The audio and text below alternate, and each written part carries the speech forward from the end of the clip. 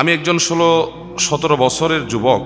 আমি নামাজ ভঙ্গের কারণ জানি, রোজা ভঙ্গের কারণ জানি, কিন্তু ঈমান ভঙ্গের কারণ জানি না। দয়া করে আপনার কাছ থেকে উত্তর চাই। দেখুন, এ বিষয়ে বারবার বিভিন্ন সময় আমরা কথা বলেছি। খুব সুন্দর কথা। একজন বয়সে তরুণ যুবক, একেবারে তারুণ্যের শুরুতে আছেন, এরকম একজন যুবক জানতে চেয়েছেন। এটা প্রশংসার যোগ্য যে ঈমান ভঙ্গের কারণ আসলে আমরা জানি না, এটা জানা দরকার আমাদের। ঈমান কি ভাঙে নাকি ভাঙে না? মশখালীর লোকজনের ঈমান ভাঙে?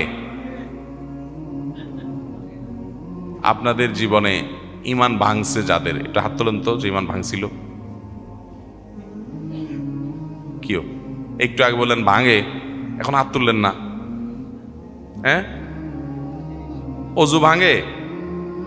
আপনাদের মহেশখালীতে অজু ভাঙে না এক অজুতে চলে সারা লাইফ? ভাঙে।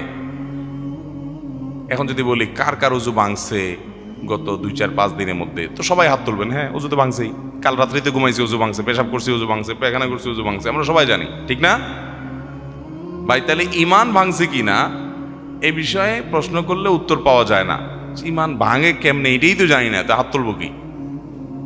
দেখুন, কেউ যদি ঈমান আনার পর শিরকে লিপ্ত হয় তাহলে ঈমান ভেঙে যায়। শিরকে লিপ্ত হলে কি হবে? আপনি ঈমান এনেছেন, এরপরে কোনো দরবারে গিয়া ওই দরবারওয়ালার কাছে ধর্ণা দিছেন, শিরক করলেন, ঈমান ভেঙে যাবে। ওই দরবারওয়ালাকে আল্লাহর স্থলাভিষিক্ত, আল্লাহর পাওয়ারফুল, আল্লাহর মতো মনে করলেন, আল্লাহর পর্যায়ে নিলেন। এমনকি কোনো নবী রাসূলকেও যদি আল্লাহর পর্যায়ে নিয়ে যান, যেমন ঈসা আলাইহিস সালামকে, মারিয়ামকে এবং ওজায়েরকে ইহুদি নাসারারা আল্লাহর পর্যায়ে নিয়ে গেছে এবং আল্লাহর পরিবারভুক্ত ইত্যাদি বলে তারা কুফরি করেছে, তারা ঈমান হারা হয়ে গেছে। অতএব কেউ যদি আল্লাহর সম্পর্কে ত্রুটি করে শিরকে লিপ্ত হয়, আল্লাহর কোনো পার্টনার সাব্যস্ত করে, সাবধান থাকতে হবে শিরক থেকে। এই জন্য যে আমল যা করি না করি, ওই যে আজকে আলোচনা বললাম, শিরক করবেন তো আমল বরবাদ হয়ে যাবে। সেজন্য শিরক থেকে বেঁচে থাকতে হবে। কোনো কিছুর দরকার কার কাছে চাইবেন? ইদা সাআলতা ফাসআলিল্লাহ ওয়া ইদা ইসতাআনতা ফাসতাঈন বিল্লাহ। যখন কিছু চাইবা আল্লাহর কাছে চাইবা, যখন সাহায্য চাইবা আল্লাহর কাছে চাইবা। এই জন্য আমরা নামাজে প্রত্যেক রাকাতে বলি ইয়্যাকা না'বুদু, আল্লাহ আপনার কাছে আপনারই ইবাদত করি আর আপনার কাছেই সাহায্য চাই, আর কারোর কাছে না। তো আপনি যে মাজারে দৌড়ান, কোন পীর সাহেবের হাতে পাওয়ার আছে মনে করে তার কাছে গিয়া সব দেন, তার কাছে পাওয়ার আছে? আরে সে নিজেই তো আল্লাহর গোলাম, তার কাছে কোথায় যাচ্ছেন? আপনি চাবেন মালিকের কাছে, গোলামের কাছে কেন চাচ্ছেন? আল্লাহ তাআলা আমাদেরকে সমস্ত শিরক থেকে বেঁচে থাকার তৌফিক দান করুন। তাহলে শিরকে লিপ্ত হলে তার ঈমান ভঙ্গ হয়ে যায়, কুফরে লিপ্ত হলে ঈমান ভঙ্গ হয়ে যায়। আল্লাহর কোনো বিধান নিয়ে কারো সংশয় সন্দেহ সৃষ্টি হলো, ঈমান ভেঙে যায়।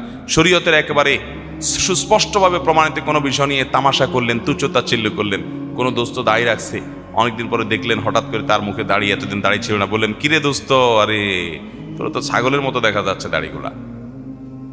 নবীজি সুন্নত নিয়ে ব্যঙ্গ বিদ্রুপ করলেন। আপনি জানেন নবী সাল্লাল্লাহু আলাইহি ওয়াসাল্লামের সুন্নাহ এটি, তার নির্দেশ, তারপরও ব্যঙ্গ করলেন। অনেকদিন পরে কোনো মেয়ে তার বান্ধবীকে দেখেছে যে সে বোরকা পরে, হিজাব পরে, নেকাব পরে, পর্দা পশিদার সাথে চলে। আগে সে খোলামেলা চলতো, পর্দা পশিদা মানতো না, ফাসিকি জিন্দেগি করতো, যাপন করতো। এখন সে পর্দা করে। দেখার পরে বললেন কিরে কি ব্যাপার, ভূতের মতো দেখা যায় দেখি। ব্যাস, হাসি মুখে বলে ফেলছেন, মনে করছেন রসিকতা করছেন। সব জিনিস নিয়ে রসিকতা করা যায় না।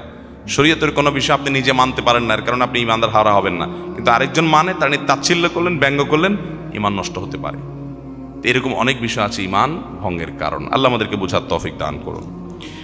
আমি নাপাক অবস্থায় জেনে শুনে ফজরের নামাজ পড়েছিলাম, বাবা ভাই কিছু বলবে বলে, এখন আমার কি করতে হবে? ইন্না লিল্লাহি ওয়া ইন্না ইলাইহি রাজিউন। খুবই জঘন্য কথা। আপনি আপনার বাপে কি বলবে, ভাই কি বলবে, লোকজন কি বলবে, সেই ভয়ে, সেই লজ্জায় গোসল ফরজ হয়েছে, স্বপ্নদোষ হয়েছে, বা যেভাবেই হোক গোসল ফরজ হয়েছে, আপনি এখন ওই অবস্থা ফজর পড়ে ফেলছেন। আপনি জঘন্য অপরাধ করেছেন, ভয়াবহ অপরাধ করেছেন। অপবিত্র অবস্থায় আল্লাহ তাআলাকে সেজদা নিবেদন করা, নামাজ পড়া, এটা ডেঞ্জারাস অপরাধ ভাই। এটা ঈমান নিয়ে টানাটানি হওয়ার মতো অপরাধ, খুব জটিল একটি বিষয়। যেহেতু অপরাধ হয়ে গেছে, প্রশ্ন করেছেন, আল্লাহর কাছে অনুতপ্ত হবেন, লজ্জিত হবেন, মাপ চাইবেন এবং মৃত্যু পর্যন্ত আর জীবনের জন্য কখনো এই ভুল না হয় সে পরে সাবধান থাকবেন। আর মনে রাখবেন, কিছু কিছু লজ্জা আছে, এই লজ্জাগুলো নিন্দনীয় লজ্জা। যেমন আপনি কোথাও বেড়াইতে গেছেন আর রাত্রে স্বপ্নদোষ হয়ে গেছে, যেভাবে গোসল ফরজ হয়ে গেছে। এখন চিন্তা করতেছেন এখানে জীবনে কখনো আসি না, বেড়াতে আসছি, এখন কাপড় চোপড়ও আনি নাই, হঠাৎ রাত্রে ছিলাম, হয়ে গেল স্বপ্নদোষ, এখন যদি এদের কাছে বলতে চায় একটা কাপড় দেন, একটা গামছা দেন, বলবো যে পোলা বেহায়া নাকি, কি করলো সে? এ ফজরের সময় গোসলের জন্য কাপড় চোপড় চাচ্ছে, আপনার সেজন্য শর্মের চোটে আপনি তার কাছে কিছু চাইলেন না, চুপচাপে শুয়ে থাকলেন, নামাজ পড়লেন না, কিংবা পবিত্র নামাজ পড়লেন। এই যে লজ্জা, লাজুকতা, এই যে জড়তা, কি বলবে তারা, লজ্জার কারণে চাইলেন না, এই লজ্জাটা ইমানের অঙ্গ না, এটা কুফুরির অঙ্গ। যে লজ্জাটা আপনাকে পাপের কাজ থেকে বাঁচায় তো নাই, বরং পাপের কাজ করায় আপনাকে দিয়ে, ওই লজ্জাকে জয় করতে হবে। ওইটা লজ্জা না, এখানে সাহসিকতার পরিচয় দিতে হবে। এটাকে সৎ সাহস বলে। সে যা মনে করে করুক, ওনারা যা মনে করে করুক, আমার ইমান, আমার নামাজ, আমাকে ফরজ নামাজ পড়তেই হবে, এটা কোনো অবস্থাতে কম্প্রোমাইজ নাই। নামাজ এমন এক বিষয়, যুদ্ধের ময়দানে রণাঙ্গনে পর্যন্ত সলাতুল খওফ পড়তে হবে, এক রাকাত করে ভেঙে ভেঙে নামাজ পড়বে প্রয়োজনে, তারপরও নামাজ পড়তে হবে। কারোর সতর ঢাকার মতো কিচ্ছু নাই, ওই অবস্থায় নামাজ পড়তে হবে।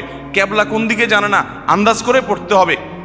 নামাজ মাপ নাই, দাঁড়ায় পড়তে পারে না বসে, বসে পড়তে পারে না শুয়ে, শেষ যতক্ষণ আছে নামাজ মাপ নাই। এত গুরুত্বপূর্ণ বিষয় ইসলামে, সব বিষয়ের বিকল্প আছে, নামাজের কোনো বিকল্প নাই। নামাজের বিকল্পই নামাজ, নামাজ ছাড়া কোনো উপায় নাই। অতএব আমার ফরজ নামাজ পড়তে হবে, গোসল ফরজ হয়ে গেছে, অপবিত্র অবস্থায় নামাজ পড়া জায়েজ নাই, বিধায় আমাকে তাদের কাছ থেকে চেয়ে কাপড় নিতে হবে, গামছা নিতে হবে। তারা জেনে যাবে, জেনে যাক, কিচ্ছু আসে যায় না। হ্যাঁ, একটু লজ্জা লজ্জা লাগবে, লাগুক, এই লজ্জাকে জয় করতে হবে। এটাকে বলা হয় সৎ সাহস। এটাকে বলা হয় কি? এটাকে বলে সাহসী। আমার দেশে তো এখন সাহসীর সংজ্ঞা ভিন্ন। কোনো মহিলা কাপড় চোপড় খুব বেশি শর্টকাট করে ফেললো বা একদম খুলে ফেললো আর কি মনে করেন, তো পত্রপত্রিকা লেখে সাহসী নারী, এনের নারী সাহসী আপনার ভূমিকা অবতীর্ণ, সাহসী অভিনয় করেছে। সাহস হলো এখন কাপড় চোপড় খুলে ফেলা। বেহায়া হয়ে গেলে তার নাম কি?